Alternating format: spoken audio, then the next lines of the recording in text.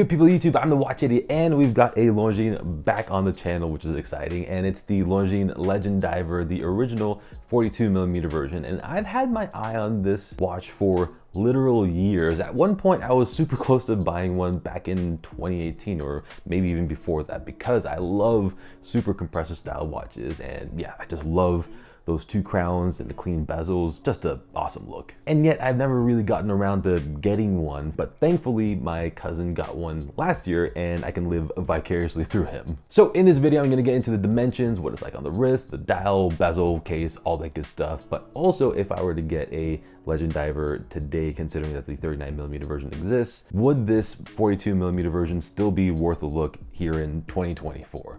Short answer is absolutely, it is still worth it, but it is not for everyone. And also it just exposes how overpriced the 39mm Legend Diver is, which is just a weird thing to say about Longines in general. But anyways, let's just get into it.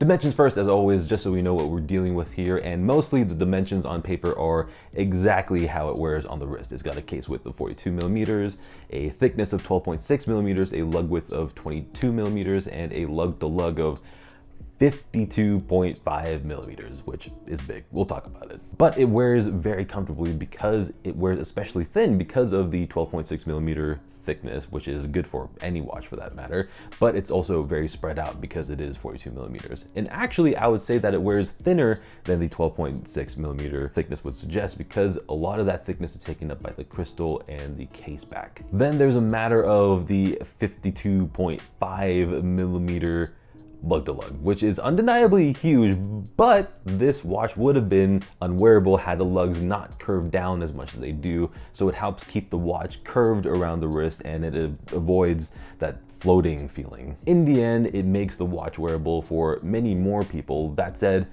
it just simply won't work for a lot of folks out there. The long lug to lug and the 22mm lugs really give this watch a lot of wrist presence, and I'm usually not a fan of 22mm lugs, but given the size of this watch, I think that the 22mm lug works with the proportions, and again, it is still comfortable on the wrist. The dial and bezel feel big, and yet at the same time, they really don't feel that big. And what I mean by this is that the crystal takes up a huge amount of space on the watch, 38.2mm, so if this was a time-only watch, this watch would have felt and looked absolutely massive. But in reality, as you can see, the dial portion is actually quite small and similarly sized compared to other dive watches of this size or even smaller. And the bezel portion is also dive bezel size. So the size is very well managed, and visually it doesn't look as gigantic as a similarly sized time-only watch would be. Overall, this is a big watch, but a big watch that can be worn without feeling gigantic.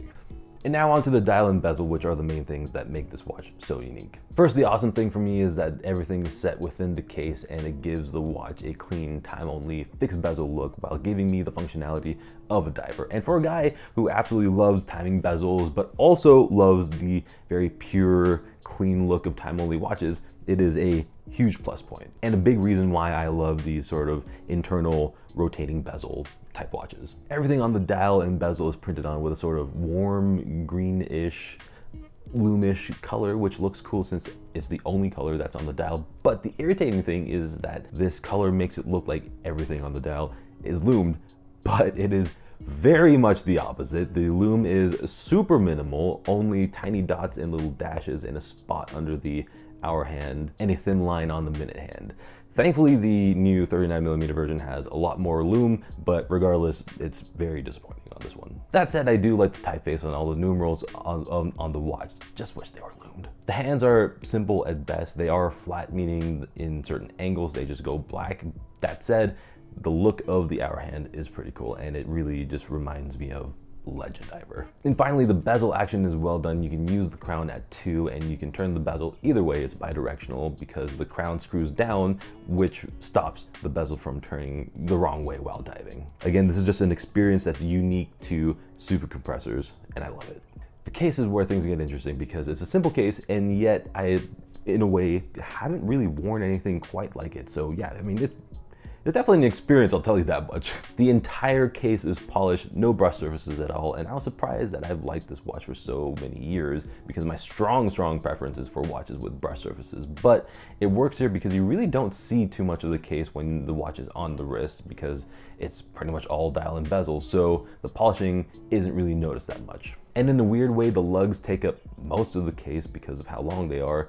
As I mentioned, the lug is 52.5 millimeters and they are a prominent part of the case. And from the crown side, it looks like the lugs extend from deep within the watch case, meaning that the mid case portion of the case seems to be visually very short, which makes it this otherwise simple case pretty unique and interesting to look at.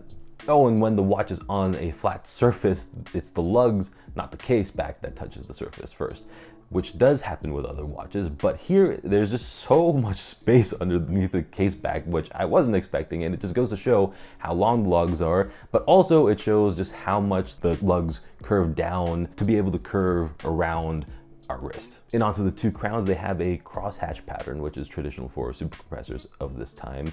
And for me, I just love seeing crowns at 2 and 4 because that just means super compressor. And again, it's just a unique experience that only super compressors usually get. And now onto the strap. And usually I don't talk too much about factory straps because most of the time I'm buying watches on the bracelet or I'm swapping out the factory strap pretty much instantly. But here, the sailclothy strap from Longines is an absolute win. Usually, almost always, I hate padded straps because they end up being stiff at the top and that pinches down at the top of my wrist and it feels very uncomfortable, borderline, sometimes it hurts. I mean, I don't understand why people like stiff straps. I know that they break in eventually, but for me, if a watch isn't comfortable to wear at the start, I'm just not going to be wearing that watch or that strap for sure. But this strap here is slightly padded, but it's actually soft from the start, which makes me wonder why other padded straps can't do this. But anyways, that means that I was able to wear it from the start and it just so happened that it fit me absolutely perfectly. So, I mean, granted that's more on the luck side of things. The overall quality is high and the texture of the outside feels like it can go through adventures, which is what I would want from Longines and a watch like this. And there's a buckle, which is something that brands often overlook, but here the buckle is solid, it's angular, and it's got that crosshatch pattern from the crowns repeated here, and it's got the winged Longines logo. So yeah, I mean, well done Longines for paying attention to their straps. I wish more brands did that. So back to the main question, is this 42mm Legend Diver still worth it in 2024, especially with the new 39mm version with a beads of rice bracelet existing? And I think the answer is very much yes, but with an asterisk that we'll get into. First things first, my cousin got this through my AD, and with tax it came out to $2,000, which ends up being a touch more than gray market prices. So yeah, the value of this watch jumps up a whole bunch solely due to the price you can get it for. Even still, the MSRP of $2,400 is still good value when compared to the more expensive $3,400 39mm Legend Diver, considering that you're getting the same 72-hour power reserve movement, just not the cost certified version and without the bracelet, of course. But another big reason why this is good value is actually because the 39mm version is priced too high in comparison to this watch and also other watches. Its MSRP is $3,400 and it's got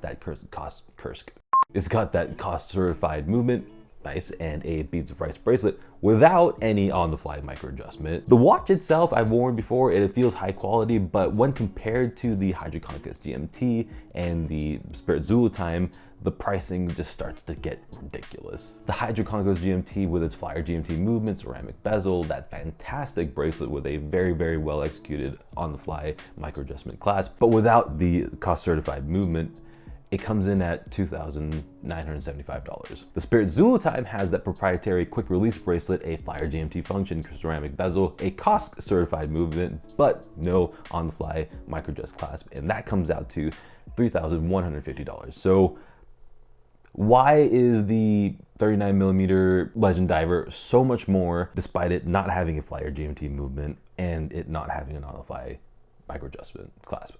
Yeah, I mean, no idea. I mean, I'm used to saying that Longines offers so much value for the money, but here it's just the opposite for the 39mm Longines Diver, which in turn makes the 42mm version for $1,000 less an awesome buy. All that being said, it is still a 42mm watch, which to be fair is the original size of the original watch, but it does wear big with that long lug to lug, the 22mm lug width, so it just won't work for many people. So that's really the asterisk over here. Great watch if you can wear it. So there you have it. Let me know what you think about this watch down in the comments. And yeah, until the next video, good day.